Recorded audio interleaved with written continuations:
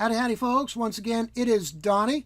And in this series, we've already looked at a few different utilities that you can use to look at the system information on your Linux machine.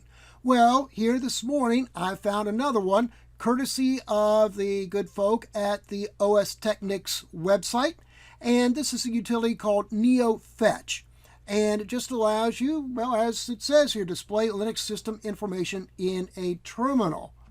And it's not installed on your system by default, but for the most part, for most distros, installing it is just a simple matter of doing a normal install command from your repositories. And of course, you see up here, looks like they made a little typo there. They got neofetch instead of neofetch, but that's okay. At least you can figure it out, right? But anyway, the one exception to the rule to being able to do that is with CentOS or Red Hat. And for that, in order to install it, you have to first install the proper repositories.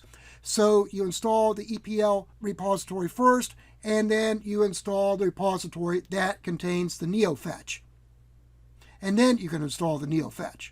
So anyway, let's go ahead here and take a look at this. Oh, and by the way, I am including the link to this article in the video description below.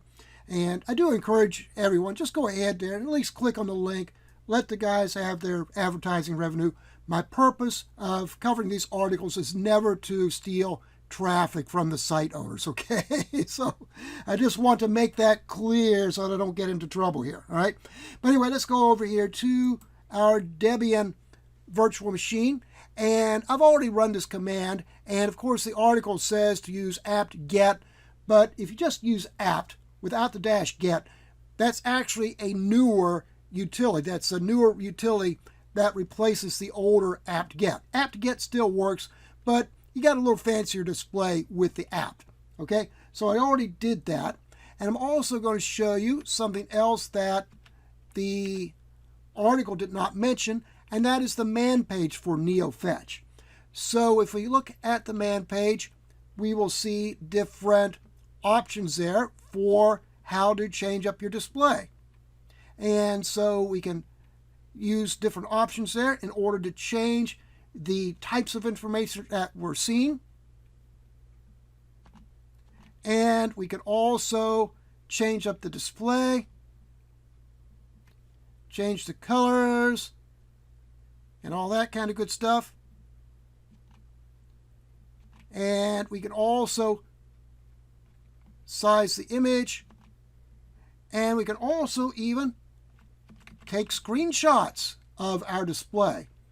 And we can even upload the screenshot to a website. So yeah, that's kind of a handy utility, right?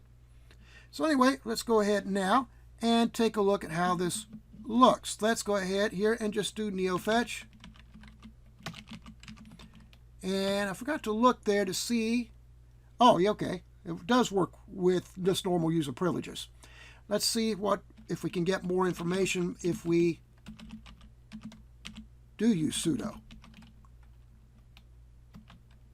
And no, it looks like we're getting the same stuff. So it looks like whether we use sudo or don't use sudo, it doesn't make a difference. But anyway, we see there that it's Debian GNU Linux 9.7, which means I need to do an update of this virtual machine, obviously, because I think we're on what, 9.8 now? I think. But anyway, you see the amount of uptime, the kernel. You can see that we're running under VirtualBox, the number of packages installed, the bash version, and you can see there that this machine is running into Intel Core i7 CPU. This is one of my newer machines. This isn't one of my antiques like I normally show you. And of course, VirtualBox graphics adapter and memory.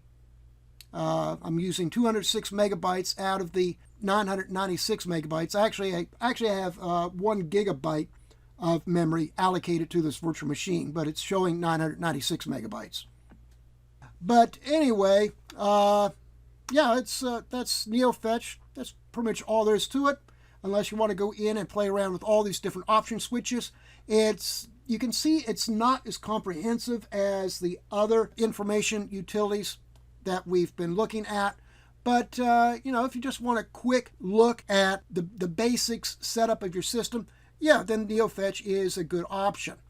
But if you want the more in-depth information, then you need to use something like LSHW, for example. Okay? But, and those utilities I've already shown you here in this series.